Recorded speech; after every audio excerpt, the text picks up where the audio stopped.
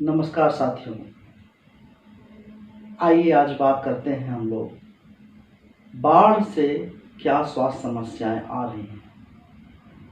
बरसात का समय है, चारों तरफ पानी भरा हुआ है, नदियां उफान पर है।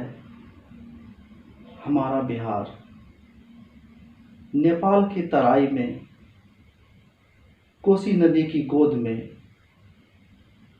बाढ़ की समस्या से हमेशा जूझता रहता है और ये बाढ़ लाती है कई सारी विभीषिकाएं, कई सारी स्वास्थ्य समस्याएं।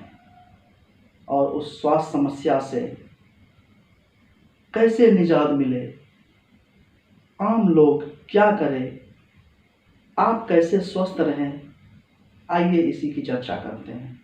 मैं पहले बात करूंगा बाढ़ आने से पहले क्या तैयारी की जाए, उसके बाद बात करूंगा कि बाढ़ में क्या समस्याएं आती है और उसे कैसे हम लोग समाधान करेंगे, और तीसरी, बाढ़ जब समाप्त हो जाती है तब क्या समस्याएं लेकर आती है और उसे हम लोग कैसे निपटेंगे। तो इस 3 बिंदुओं पर हम चर्चा करेंगे। पहले बात करते हैं बाढ़ आने से पहले क्या किया जाए।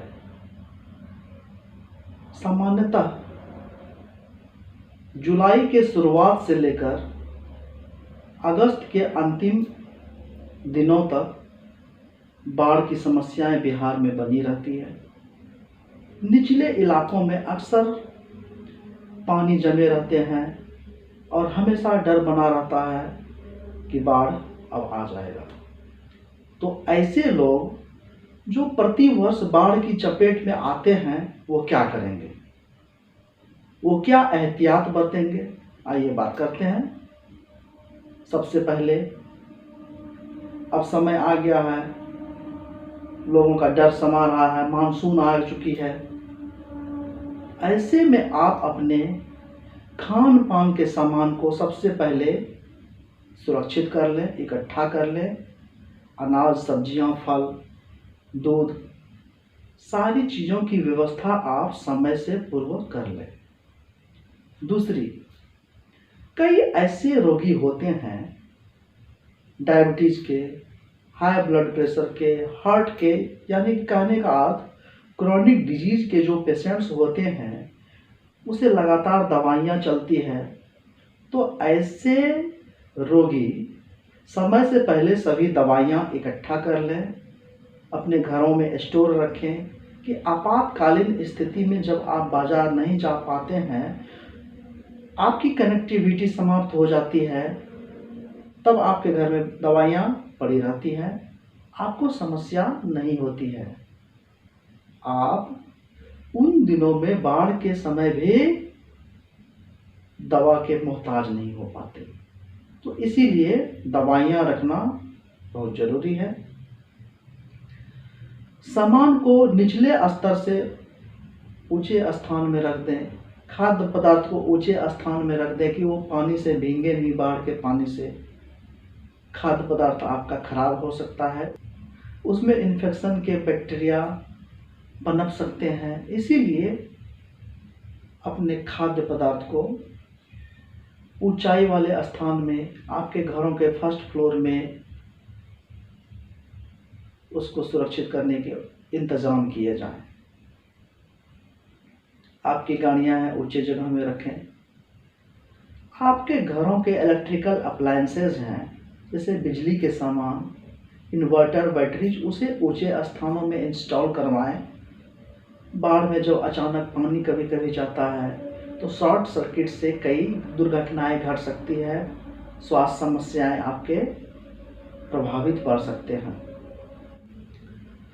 कहने का अर्थ है, बाढ़ के पूर्व सरकार तो तैयारियां करती ही है और अपने घरों के लिए आप और आपके परिजन तैयारी शुरू कर दें। अब बाढ़ ने दस्तक दे दिया, अचानक से बाढ़ आ गई, तब उस स्थिति में क्या करेंगे। सबसे पहली सावधानी कि तुरंत से आप अपने खाद्य पदार्थ को ऊंचे स्थान में रख देंगे, दवाइयों को ऊंचे स्थान में रखेंगे, आपके गैस सिलेंडर हैं या कई अन्य सामान हैं, उसे आप अपने सुरक्षित स्थान में लाने का प्रयास करें परिवार के साथ, और खुद भी मिलकर आप उसे इंतज़ाम और हिफाजत दे सकते हैं। उसके बाद आपके बच्चे हैं, कई लोग आज हादसे के शिकार हो जाते हैं, बाढ़ के पानी में वो तैरने चले जाते हैं या घूमने चले जाते हैं और हादसा हो जाता है, आपके बच्चों की जान चली जाती है।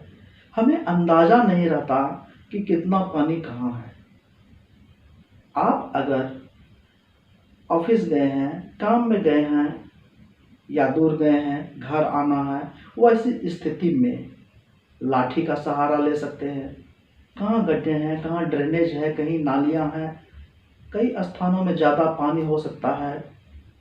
बाढ़ के पानी में तेज बहाव में पता नहीं चलता और आपके पैर फिसलकर आप अपने संतुलन को खो देते हैं और पानी आपको बहा ले जाता है। तो आप ऐसी दुर्घटना कई लोगों की जान के लिए खतरा बन जाता है।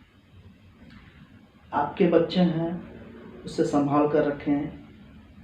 बाढ़ के पानी में तैरने का उसे शौक है, मत जाने दें, इससे दुर्घटनाएं हो सकती है। आप बाहर से आ रहे हैं, कार है या कई अन्य सवारियों के साथ आते हैं, पानी का अंदाज़ा नहीं है, रास्ते में पानी बह रहा है, आप वैसे रास्तों में रिस्क ना लें। थोड़ा पानी ऊपर जब आ जाता है 6 इंच से 1 फीट भी, तो आपके गाड़ियों के बैलेंस खराब हो सकती है और आप पानी में बहाए जा सकते हैं। तो उसमें आप सावधानियां बरत सकते हैं।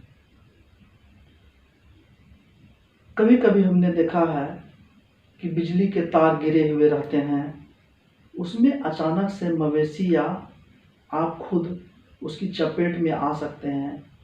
तो उसका भी ध्यान रखें कि कहीं बिजली के तार गिरे ना हो, उसमें करंट प्रवाहित ना हो, आपकी जान जा सकती है। बाढ़ का पानी है, चारों तरफ उस पानी में गंदगी पाया जाता है, मलमूत्र उसमें पाए जाते हैं, कई तरह के जानवर उसमें मरे रहते हैं, इन्फेक्शन का स्रोत होता है। ऐसे गंदे पानी से आप बचाव ही करें तो अच्छा है। आप जाते हैं, चमड़े की बीमारियां उसमें होने की संभावना हो सकती है। आप जाते हैं, उसमें आपके शरीर में कुछ कटे फटे हैं, घाव हैं, तो ऐसे गंदे पानी में तो बिल्कुल ना जाए। अगर जाना ही पड़ता है तो उसे साबुन से अच्छे से धोकर उसे साफ पानी से अपने आप को सुरक्षित करें। साबुन पानी से अपने हाथों की साफ सफाई करें, अपने कपड़ों की सफाई कर लें, अपने शरीर को अच्छे से सफाई कर लें। बाढ़ के पानी में कई तरह के विषाणु और कीटाणु और जीवाणु पाए जाते हैं, तो आप उससे जरूर परहेज करें।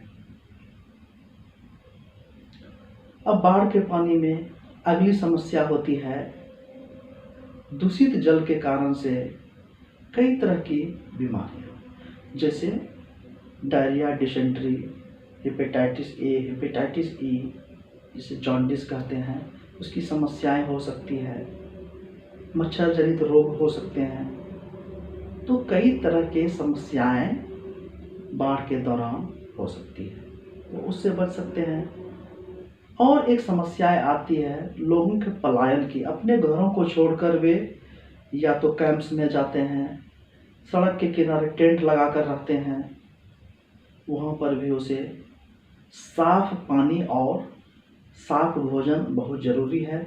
उसका ख्याल रखेंगे कि आपको साफ भोजन मुहैया हो, या तो आप खुद से व्यवस्था करें या आपके पास सरकार मुहैया करती है, तो उसका निरीक्षण करें कि क्या वास्तव में यह साफ है, क्या इसमें प्रदूषण तो नहीं है, जो पानी है वह सुरक्षित तो है या नहीं है। पानी पिए जाएं तो उबाल कर पिए, या उसे क्लोरीन के टैबलेट्स आते हैं उसमें देकर क्लोरीनेटेड वाटर को पी सकते हैं। तो इसका भी ख्याल रखना बहुत ज़्यादा ज़रूरी है। बाढ़ का पानी है, उसमें कई तरह के कीड़े मकोड़े और सांप बिच्छू घूमते हैं, वो भी अपना सुरक्षित आशियाना ढूंढने का प्रयास करते हैं। तो जब आप कहीं जाते हैं तो यह ध्यान रखें कि आपको सांप ना काट ले। अगर किसी को सांप काट लेता है, उस स्थिति में फौरन उसे अस्पताल की ओर ट्रांसफ़र करने का प्रयास करें। अनावश्यक समय को ना गंवाएं। सांप का जहर बहुत तेज़ी से फैलता है।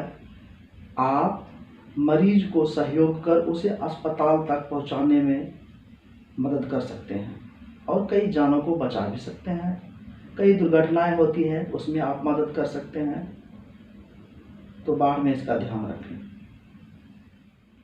समस्याएं सिर्फ बाढ़ तक रहती तो बात थी, लेकिन अब बाढ़ का पानी घटने लगा है,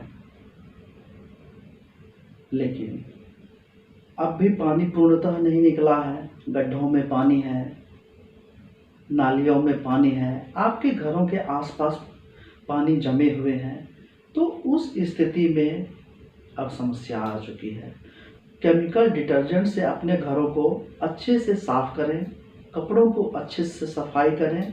कुछ ऐसे कपड़े होते हैं जैसे गद्दे हैं, तकिया है, अगर वो भीग जाते हैं तो उसे आप पूर्णतः डिस्कार्ड कर दें, फेंक दें। उसमें जीवाणु और विषाणु पनपते हैं और कई बीमारियों को वो दस्तक देती है। तो इसका भी ध्यान रखें आप। चारों तरफ नाली में पानी जमा है, उसमें मच्छर पनपते हैं। मच्छर जनित रोग पहले भी मैंने चर्चा किया है। मलेरिया, डेंगू, चिकनगुनिया, जापानीज इंकेफेलाइटिस, कई तरह के ऐसे रोग हैं जो मच्छर के कारण से होते हैं। तो आप मच्छर ना पनपने दें। इस गड्ढों की साफ सफाई करवा दें आप। उसमें केरोसिन डाल सकते हैं या उपयोग किए हुए तेल हैं उसको आप डाल सकते हैं। एक लेयर का निर्माण होता है और मच्छर उसमें ग्रो नहीं करते हैं। तो इसका भी ध्यान रखें। चारों तरफ साफ सफाई हो, आसपास ब्लीचिंग पाउडर दे दिए जाए और कई तरह के मार्केट में केमिकल्स हैं, उसका भी प्रयोग कर सकते हैं। तो कहने का अर्थ, कपड़ों की साफ सफाई से घरों की साफ सफाई के अलावा आसपास के गड्ढों की साफ सफाई भी करना जरूरी है। मच्छर को पनपने से रोकना होगा। अगर मच्छर पनप भी जाते हैं तो उससे आपको सुरक्षा भी करनी होगी। मच्छरदानी का प्रयोग करें, खिड़कियों में नेट लगे हों, मॉस्किटो रिपेलेंट्स का आप यूज कर सकते हैं। डेंगू और चिकनगुनिया के मच्छर वो दिन में काटते हैं, तो दिन में भी आप जहाँ परमानेंट रहते हैं वहाँ पर आप मॉस्किटो लिक्विड का यूज, मॉस्किटो रिपेलेंट्स के शरीर में यूज को आप करके बच सकते हैं। कई दिनों तक पानी जमा हुआ है, ऐसे बर्तन को आप अच्छी तरह से साफ सुथरे कर दें, साबुन से साफ कर दें। उसके बाद जब आपके आसपास पानी जमे रहते हैं, वही पानी वाटर टेबल तक जाता है, वही पानी आप पीते हैं, तो यह सुनिश्चित करें जो पानी आप पी रहे हैं सुरक्षित हो। उबाल कर पानी पिए, क्लोरीनेटेड वाटर पिए, क्लोरीन की गोली मार्केट में अवेलेबल है, उसे पानी में डाल करके आप पानी को साफ कर सकते हैं। तो उस पानी का प्रयोग करें। खाना जो खाते हैं वो सुनिश्चित करें कि वो खाना साफ है। खाने से पहले अपने हाथों को अच्छी तरह साफ करें और पानी जहाँ जमे रहते हैं वहाँ पर जाने से परहेज करें। आपको घाव है या कटे हैं तो उस पानी में तो बिल्कुल ना जाएं। तो इस तरह से आप बाढ़ के बाद अपनी स्थिति को सामान्य रख सकते हैं, अपने स्वास्थ्य को बेहतर बनाए रख सकते हैं, अपने बच्चों के स्वास्थ्य को सुनिश्चित कर सकते हैं। तो इस बाढ़ में छोटी छोटी एहतियात को बरत कर आप स्वस्थ जीवन जी सकते हैं, गंभीर समस्याओं को आने से रोक सकते हैं। सिर्फ सरकार के भरोसे नहीं जीना है, आपका स्वास्थ्य आपकी भी जिम्मेदारी है। तो आज इतना ही, फिर मिलेंगे अच्छे विषय के साथ। चैनल को लाइक करें, शेयर करें एंड सब्सक्राइब करें। धन्यवाद।